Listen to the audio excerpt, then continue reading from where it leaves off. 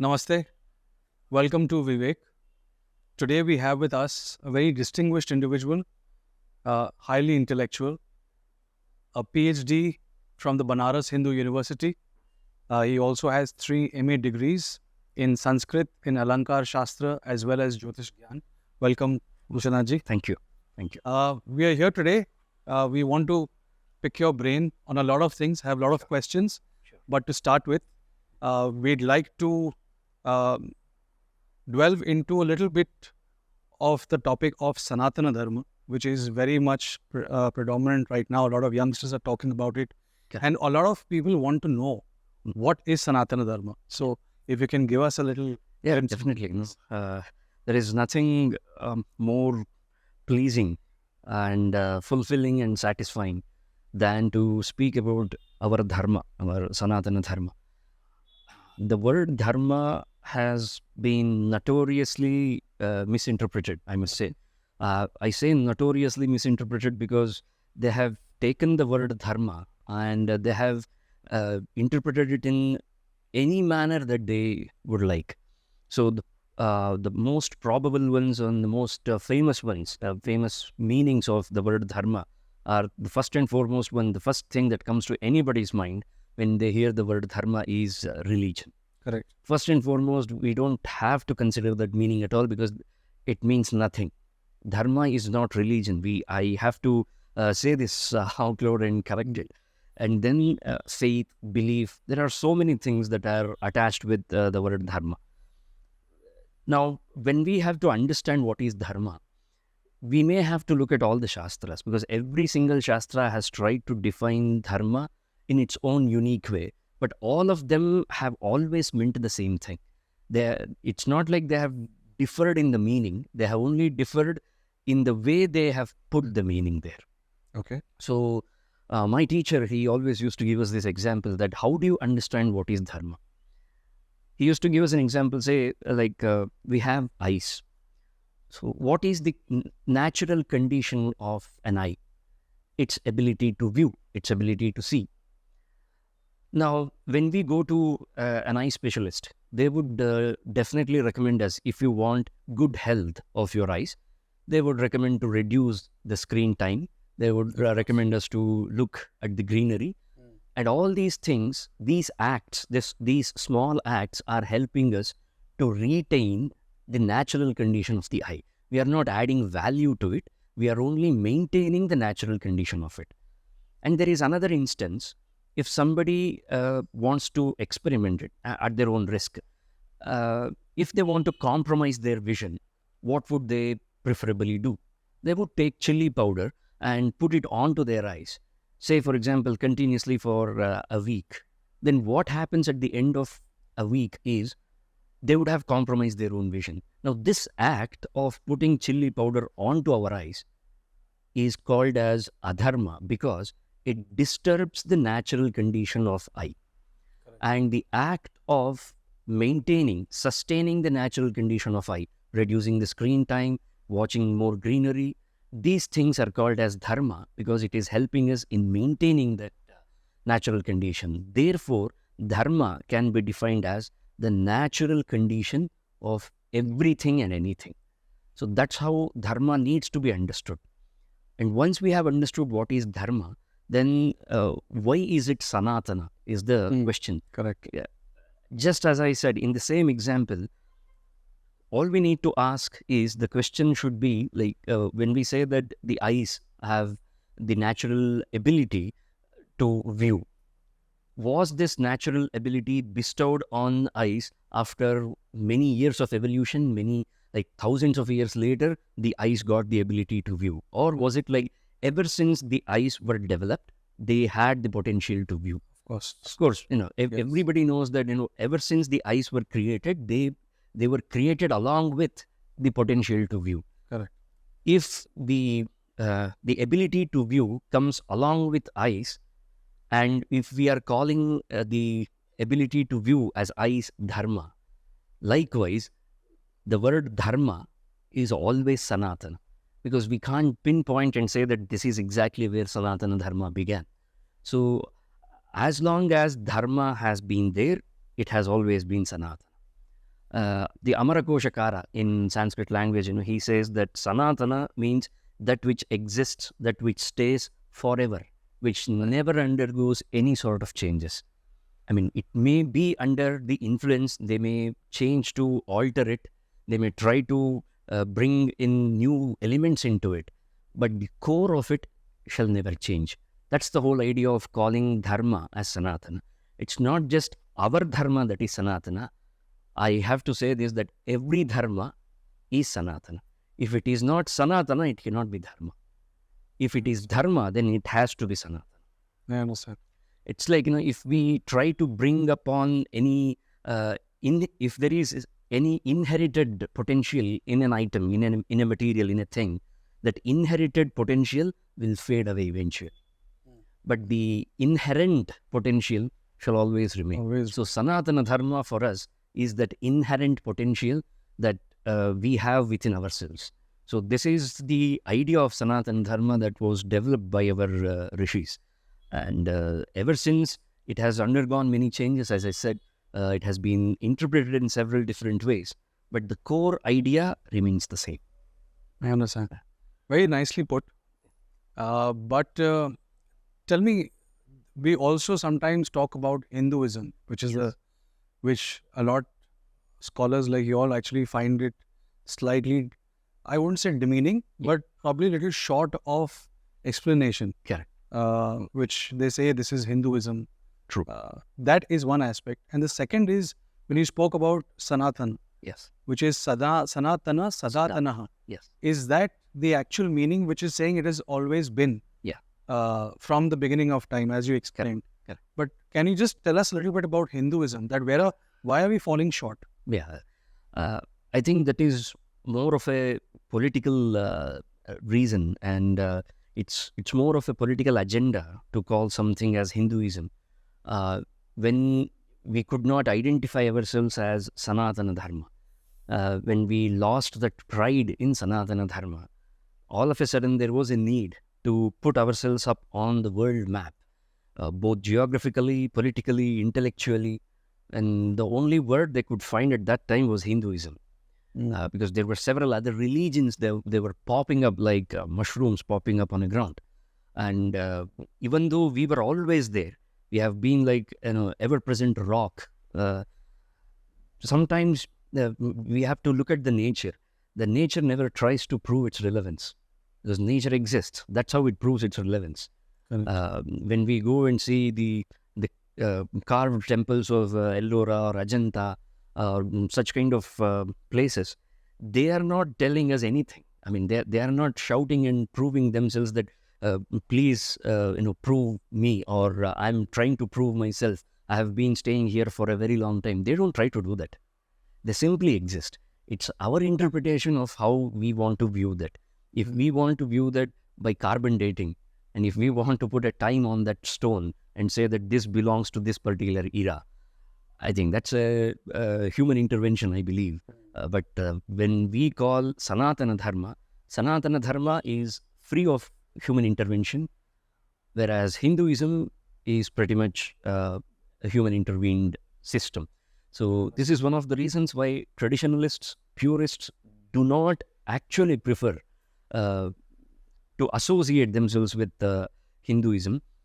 Having said that, I'm not saying that it's wrong to associate themselves with Hinduism. I'm not against it. But when you have found a better alternative, why would you stick to something where there is human intervention?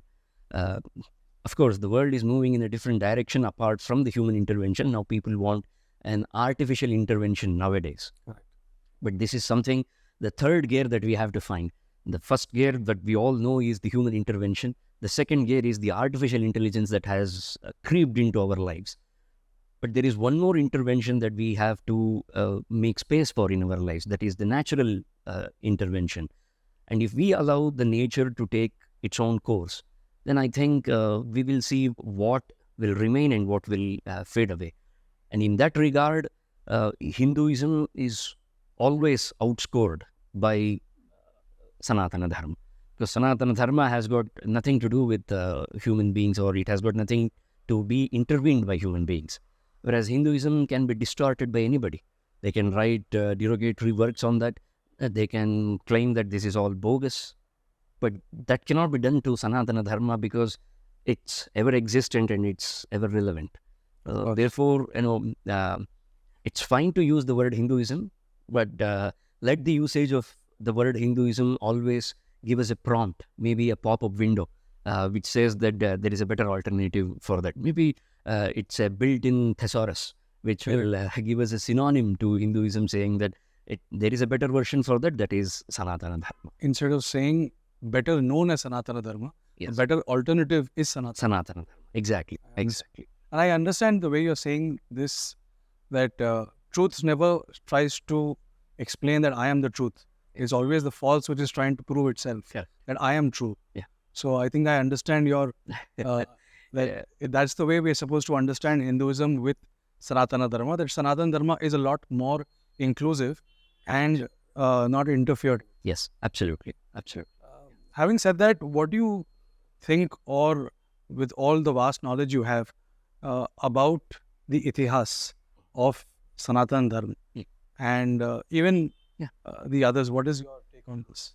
Oh yeah, it's a very interesting question, because most of the people, when they do want to dig deeper and deeper, when they want to know more and more about Sanatana Dharma, it has unfortunately become a norm these days to find out the exact date from which everything began. They want the validation. Yes. And the validation is sought in the time frame that is known to us. It is like, somebody is trying to understand physics, but they are unwilling to study mathematics. So without the basic knowledge of mathematics, if somebody is willing to pursue physics, it is laughable. Likewise, if we are trying to understand what is Sanatana Dharma and where did it begin and how did it begin, when these are the questions that we are going to ask ourselves, then we must also admit to the fact that they might have their own methodology, and we can't force our methodology and come up short with our results. And when we use our methodology and if we fail to achieve the desired result, we simply cannot blame it on the subject. We have to blame it on the experiment and the parameters that we use to conduct that experiment. So history has been, the word itihasa is ours. I mean, it is a contribution of Sanatana Dharma. Whereas the English alternative that has been given, called as history, the word history is very much limited. It says that it denotes the events, it records the events. It's only merely a record of events that has happened from a particular period to particular period. Whereas itihasa says almost on the similar lines, it says that this is how it was, or that's how the word has been split. Itihasa. It means that thus it was. This is how it was. It's more of a factual thing, and they are only stating the facts and documenting as it happened. So when we say what is the itihas of Sanatana Dharma, the itihas of Sanatana Dharma has been preserved and passed on since several generations and with various traditions. It's never has been like, we have only one tradition. Unlike the limitations of history, where we have to find only the books or maybe archaeological evidences, and beyond that, we come up short. But there are several ways of preserving the tradition. And on the other hand, Sanatana Dharma is very much a living history in itself. It's not like this happened few years ago or this happened several years ago and now we can't find this. That's not the case with Sanatana Dharma, because Sanatana Dharma is ever relevant. And how do you determine the history of an ever relevant thing? If we say that what is the age of water or what is the age of fire, it begs the question that we have to take it back to the beginning of the Srishti, beginning of the creation. Correct. So the answer for the itihasa, the starting point, the beginning point for Sanatana Dharma is the creation itself, because it is along with the Srishti, the Sanatana Dharma has remained. I understand. Therefore, itihasa must be understood in the sense that it has always existed and it shall continue to exist forever, for a very long time. So this is the viewpoint that I have on Sanatana Dharma's Itihasa. So it's when we say that we are pursuing the study of Itihasa of Sanatana Dharma, it's similar or it's one and the same of saying that we are pursuing Sanatana Dharma. We need not say that or we need not study it separately. That's what I mean. Because it's very much an integral part of Sanatana Dharma. So just as you said that, I just feel that a lot of times I've seen we write Itihas, Yes. and in the bracket we write history. I think that itself is a conflict, Correct. because history Absolutely. means the past, Yes. and the Itihas, as per Sanskrit, means what was there and what is yet current Yes. and relevant. Yes. So I think that entire translation of Itihas to history is completely incorrect. True. It's like a continuous flow of river. Correct. And we can't say that the history ended here or history began here. Correct. It's been like a continuous flow of river, Sanatana Dharma. So Sanatana Dharma's history is still ever flowing. So we can't put a full stop and say that this is where our history begins and ends. And I think that's where we also try and, or we not understand, but we feel that English has a lot of limitations Absolutely. as to how it can describe Sanatana Dharma and the language Sanskrit itself. Correct. There are a lot of limitations. Yes, very true. Yeah. Moving from Sanatana Dharma, we have these vast scriptures that has been given to us. A few of us only know about the Bhagavad Gita, which has been popularized a lot. A lot know only about the 4 Vedas. But as we have been in touch with you and you've been giving us all these notes and we've been documenting them, what now we've come to an understanding is that there are 18 Vidyas. Not just the 4 Vedas, but the 18 Vidyas which come together and they form the entire base of the scriptures. Correct. A little thought process of it's a wonderful question because people need to understand how this ecosystem of Shastras has been built in our country, in our nation. I want to mention 3 important pillars on which our culture, our Samskriti has survived for a very long time and shall continue to survive further as well. The first one is the technical aspects. And we have never been short of any technical intelligence. We have always been technically rich, to be honest. This country has always been technically rich. It's not just after the IT industry boom that India has been put on the world map and is known for IT industry. It's not just about IT industry. We always have had inventors. We always have had people with skill.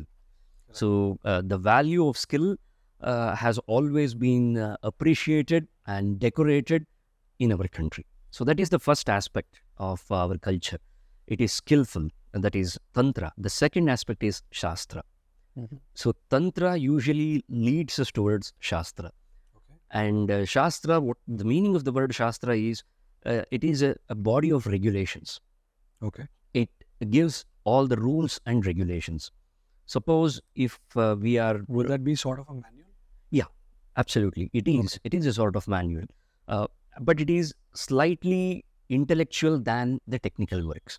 The technical works would only focus on the skills that are required to get a particular job done.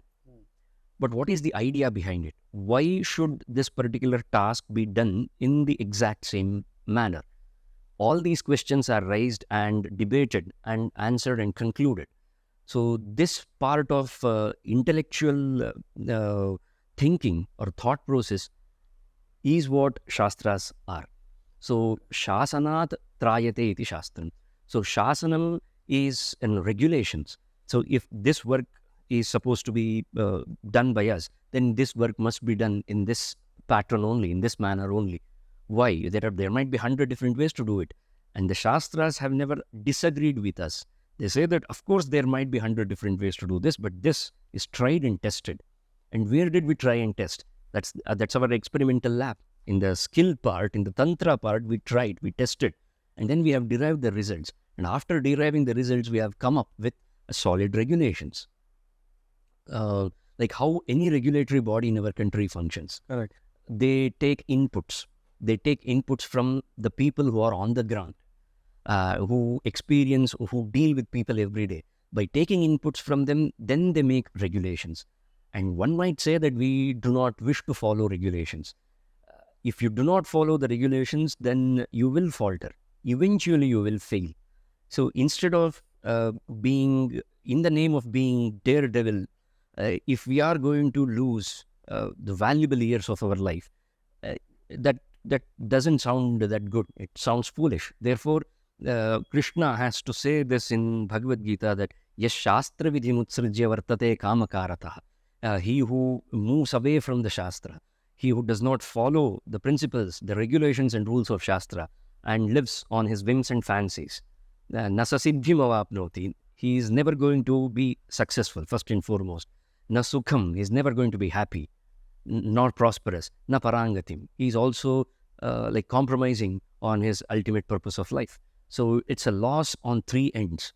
So why would anybody go away from Shastra is the question. So Shastras are the regulatory bodies. They regulate, they debate, they give us an insight on how all of them have happened. And the next step is known as Darshana. Darshana means vision, the experience. Every Shastra must lead us towards experiencing ourselves.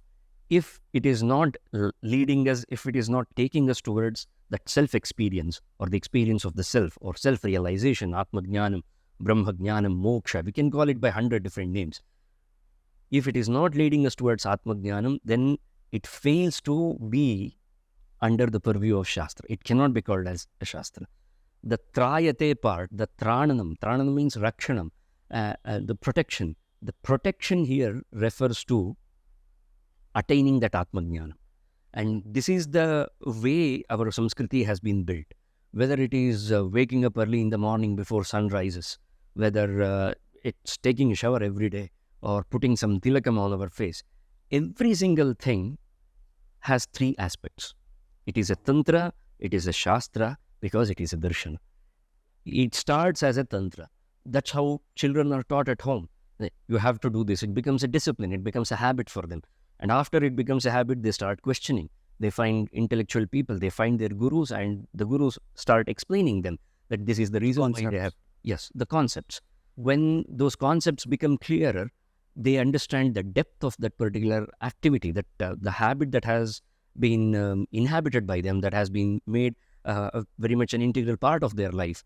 They have understood the logic behind it now. Okay. Now, beyond logic lies the experience. Logic is not the experience. Logic is only there to help us stay on the course. It's like commandeering the ship. So if we simply commandeer the ship, it's not sufficient. We must be able to reach the shore as well. And the shore is Darshana. So it must eventually lead us to Darshana, the internal bliss, the self-realization, Atma-jnanam. So when we have these three put in a straight line, that's when everything becomes meaningful. So all the scriptures that we have, they have followed essentially this pattern, this model. The thing is, sometimes the words have been interchanged. For Tantra, they have used Shastra. Sometimes the Shastra has been called as Tantras. So this confusion might be created in the people who want to pursue it. But once we get settled down there, we get to know that this is the format. Tantra, Shastra, Darshan. So all our scriptures are leading us towards Atma-jnanam. Other than Atma-jnanam, there is no other bigger purpose. I should say not even bigger, there is no other purpose in life. So Atma-jnanam is our ultimate destiny. And all the Shastras, every single scripture that we have, whether it is 4 Vedas or 6 Angas, Shadangas, and the Darshanas, the 6 Darshanas, Dharma Shastra, Artha Shastra, Moksha Shastra, all of them, they are teaching us, they are leading us towards only one thing, that is Atma-jnanam. So while these 18 Vidyas are so diverse, you have the 4 Vedas, then you have the 6 Vedangas, you have the 4 Upangas, and then the 4 Upavedas. While they are addressing different subjects, you are saying that they're all leading us towards Atma-jnanam. Yes. But then isn't that a little confusing for me as an individual? I have so many options. Yes. And now I am to choose one or all and try and find my Atma-jnanam. Yeah. Is is that not going to confuse everyone? No, not really, because see, the first thing is none of this is possible without the guidance of a guru. Okay. The one thing that every single scholar has admitted is the key for our culture to have survived so many attacks, and the key for keeping the essence of our culture has been the Guru Shishya Parampara. If it was not for Guru Shishya Parampara, the Sanskriti would have been lost in the transition. But we have never lost anything in transition because it is based on that strong pillar of Guru Shishya Parampara. So when we have a guru, it is much easier for us to reach the destination. So all we have to do is we have to surrender to the guru, and the guru shall take care. Every marga, every path that we choose, it only appears that we are choosing. We don't choose at all. The path chooses us. And there are only a few people who can identify, who can tell us that this is the path made for you. And every single person has a tailor-made path for himself. It's personalized. That's what the trick of marketing, I believe, today. If you want any product to be sold, it must be personalized. If you make if you make any generic object, a generic material, if you try to sell a generic material, it won't sell. You have to make it personalized. They should feel that this has been made only for me. This company exists only for me. Likewise, every marga is tailored, is personalized for a person, and only a guru can do that, and not us. I mean, we are not supposed to do any chedkhani with the shastras. A guru can do that. That's why when we find a guru, I think all our problems are gone. The problem is that there are many people who claim themselves to be guru. Correct. We have to be very careful of them. Of course, that's the case. You bring one original item into the world. The next day you will have 100 duplicate ones, claiming themselves to be the original ones. So it's always that difficult. But again, it's not confusing because all we need to seek is not the path. Nobody should seek the path by themselves. They must seek the path giver, the path maker, the person who takes us through that path, who not only walks us, but walks along with us through that path, Guru. So if we are seeking Guru, then our path is sorted. No confusion at all. But when we do not have a Guru, as you mentioned, it's absolutely right that a person will get definitely confused. That is one of my questions, but I'm going to hold on to that. Yes. Because I think trying to understand the need of a guru, trying to find a guru, trying to give yourself to the guru is a big task. Yeah. And trying to even validate that he is the right guru for me. Because you can't keep changing the guru. Correct. And you can't keep saying that, okay, you are also my guru. And no, it doesn't. There has to be only be one. Correct. So I'll hold on to this question for another time. Sure. Because it'll have a lot of answers which we will all want. Yes. But moving to the next one, we spoke about Sanatana Dharma, we spoke about Itihas, we spoke about Shastra. You also spoke about Darshana. Yeah. If you can just tell us a little bit about that. That's a very interesting topic that we have. Darshana, as I mentioned, is vision, is experience. So these experiences are one and the same, but they are viewed from different perspectives. So when we view the same thing from 6 different perspectives, and if we are using the same base for that, like if there are 6 astrophysicists and all 6 of them are placed in the same location, but they are viewing the sky using 6 different telescopes from 6 different angles. So obviously their reading would be in 6 different ways. And that's exactly how the darshanas are. They are viewing the same truth, the absolute truth, the self or Atma, the Brahman. We can call it by any name. But they are viewing it in a different way. Somebody is looking at it in the format of the entire evolution and the process of dissolution. We call them as Sankhya, because there is Sankhyanam. Sankhyanam in Sanskrit means counting. They have counted the number of elements, how the entire Srishti has been, and how it goes back. So it's like they have not merely explained about the evolution. Okay. It's about the dissolution as well. The most important part of evolution is dissolution. We should know how to get back, how the last tattva, the last element, dissolves itself into its predecessor. And likewise, it should go back to the ultimate one. So that has been explained, that is called as Sankhya. And then we have yoga, the most popular one. I mean, yoga does not need any introduction anymore. It has been taken to the world. So everybody knows. But basically, yoga is about samadhi. It follows 8 different steps.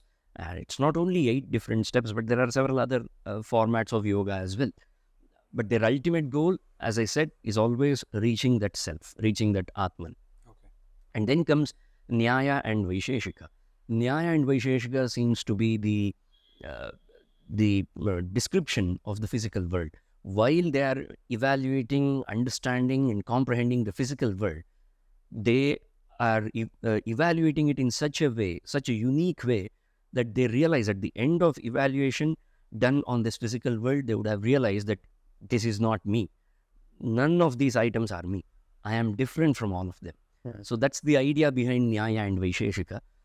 The difference is that Nyaya follows the pattern of 16 padarthas. I mean, they consider that this entire universe, entire creation is made up of 16 padarthas, whereas Vaisheshikas believe that the entire universe can be categorized into 7 padarthas. So Kanada and Akshapada, these are Gautama and Kanada, these are the 2 stalwarts of these 2 systems of darshanas. And then, but this padartha you're saying, it is different from the elements. Yes. The 5 elements. Yes. There is no correlation. No. Okay. They are also included in these 7 padarthas. Okay, because the 5 elements is something which is common to all. Everybody knows we are made of 5 elements. Correct. The world is made, but it's different from. It's only a part of the padarthas. Okay. There is much beyond and after these 5 elements that are popular. Got it. Like Panchamahabhutas. Panchamahabhutas is like, I wouldn't say insignificant. They play a significant role, but they are only a part of it. They are one of the major stakeholders, if I have to put it in that way. But they are not the only stakeholders. There are plenty of other tattvas as well. So all of them have been analyzed in these 4 schools of darshanas. And then we have Mimamsa school of darshana, which happened to be one school. And Mimamsa is that branch of darshana that analyzes the Veda Vakyas, the statements of Vedas. All the Veda Vachanas are examined, analyzed and reported by Mimamsa. And therefore we have 2 wings of Mimamsa. The first one is called as Purva Mimamsa and the second one is called as Uttara Mimamsa. Purva Mimamsa has got 12 chapters written by Jaimini explaining how to analyze a Veda Vakyam. It's exclusive to Karmakanda of Vedas. It's exhaustive in nature and not many people are aware of Mimamsa, but that is the basis for Dharma Shastra. So all the Nyayas that we use, all the laws and idioms that we use, that are all derived from Mimamsa. This is one part of Mimamsa. Another major contribution of Mimamsa is that it is the science of cognition. Okay. So we have an entirely new field these days, cognitive behavior, cognitive recognition, cognition, all cognitive science and all these things. Mimamsa deals about it in a very, very beautiful way, very in-depth analysis of the statements made by us. What drives a human being to speak something? How has this line been derived? And all these things are discussed in detail in Purva Mimamsa, whereas Uttara Mimamsa is not famous by this name called as Uttara Mimamsa. It is famous by the name Vedanta. The moment I say Vedanta, everyone says, oh yes, we have heard about it. But Uttara Mimamsa, I think this person doesn't know anything. What is Uttara Mimamsa? It is the same Mimamsa that has been classified. So Uttara Mimamsa has got 4 chapters and those 4 chapters are called as Brahma Sutras, written by Badarayana himself. That is, Vyasa himself has written those Brahma Sutras. And the conclusive part of Veda becomes Vedanta. The word Anta does not always mean the end. Okay. Or even if it means end, what comes at the end is the conclusion. So the conclusion of Vedas is called as Vedanta. And these Vedanta are nothing but the Upanishads. So Upanishads are the heart and core of Uttara Mimamsa. From Upanishads, they have gotten Brahma Sutras. It's an encrypted format of Upanishads is Brahma Sutras. The abridged version of Upanishads is Bhagavad Gita. And thus forms the trinity called as Prasthanatrayam. Brahma Sutra, Upanishad and Bhagavad Gita. This is the Prasthanatrayam, the trinity of... So when you say this is the trinity, is it dependent on each other? Or for me to understand one, do I need to understand the other? Eventually, yes, we need. So a lot of people today are only trying to pursue Bhagavad Gita for its popularity and for the practicality. Yes. Is that enough? I wouldn't say it is enough, but it's a good start. So somebody should begin somewhere. So Bhagavad Gita is where we begin.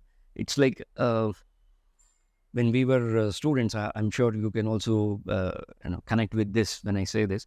The teachers, the lecturers used to give us lectures. We used to rely on the lecturers' lectures only.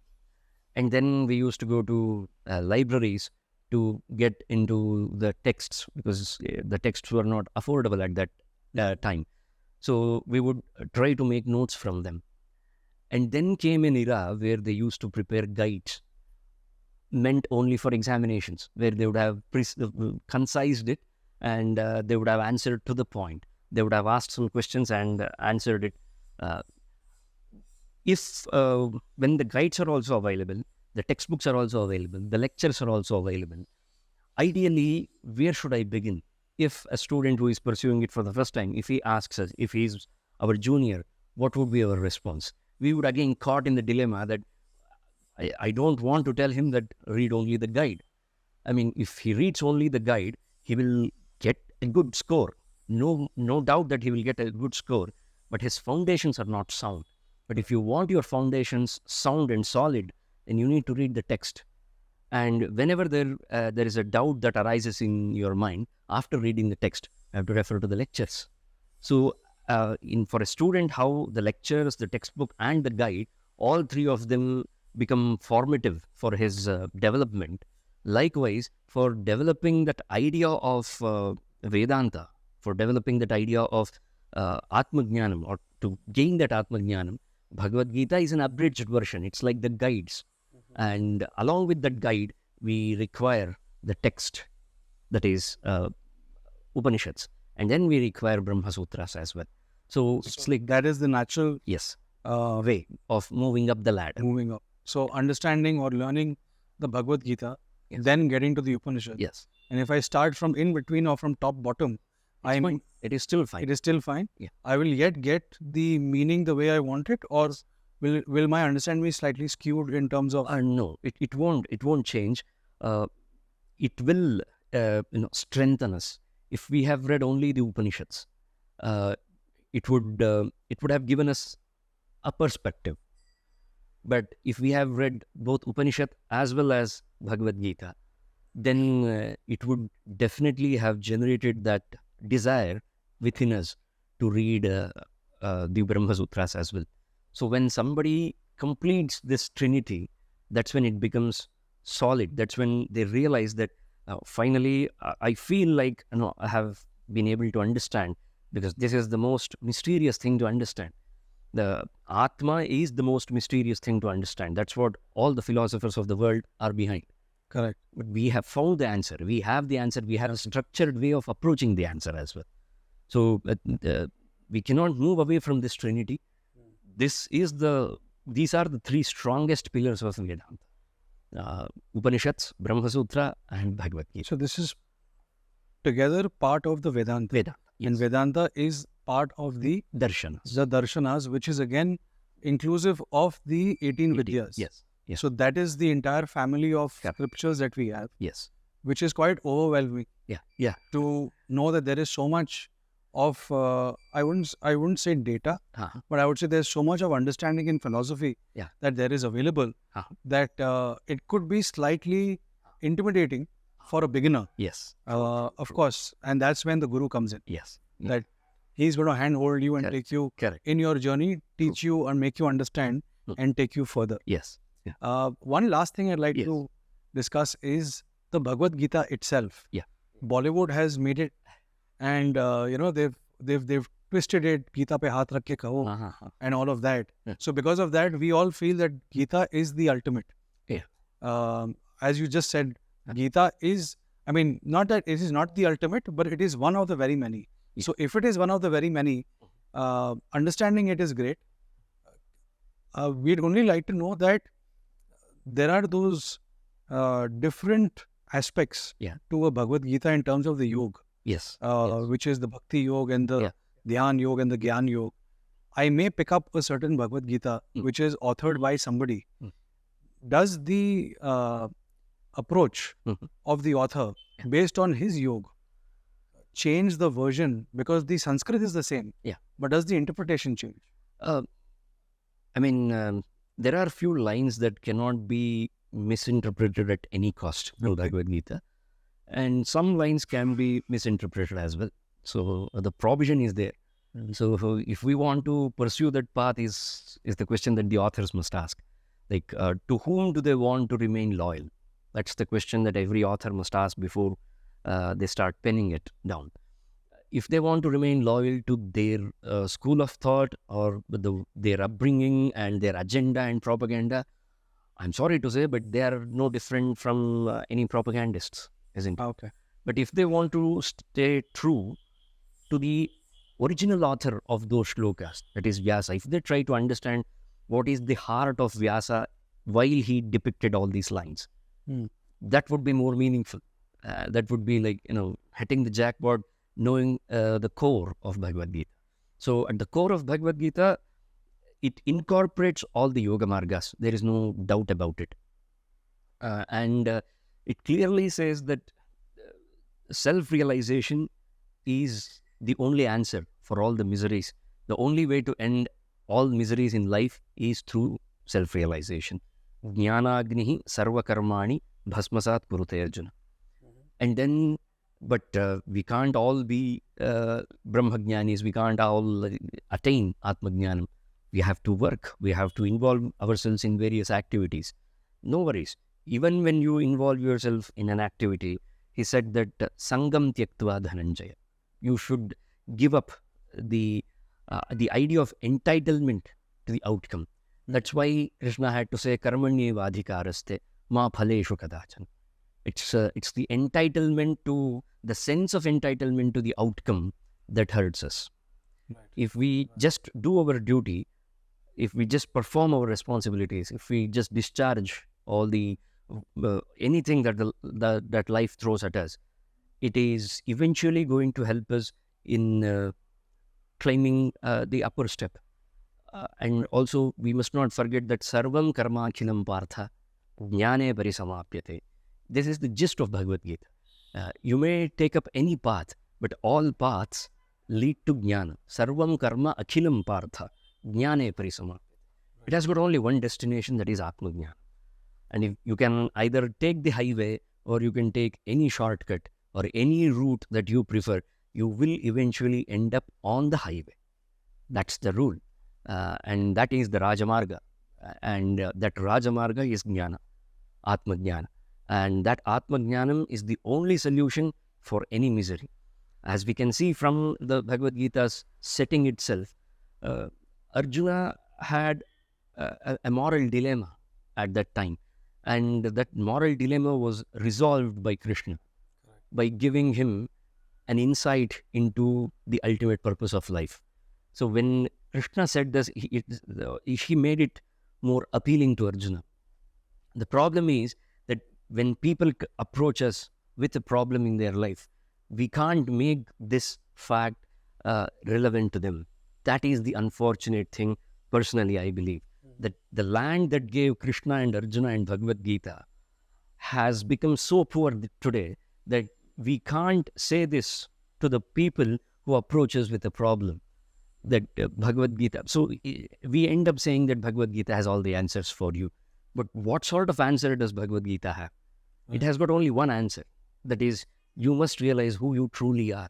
If you do not realize who you truly are, then these sufferings, these problems, they keep on coming back. They will keep on hunting you and haunting you forever. Therefore, the way to escape this is self-realization.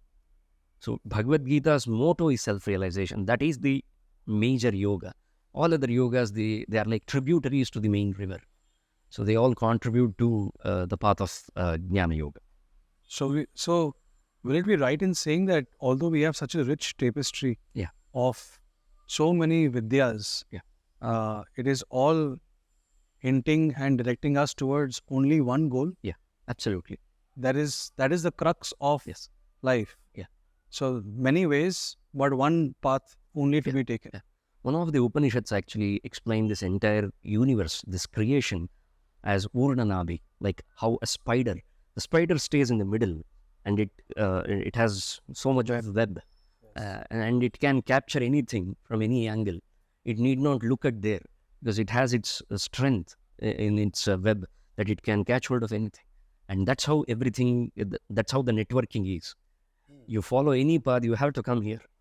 Eventually you will be consumed by the spider, isn't it? If any insect gets caught in the web, it doesn't matter how far it is in that web, it will eventually be consumed by the spider. Likewise, they all have to attain that Atmajnana. That's the only way. Only way.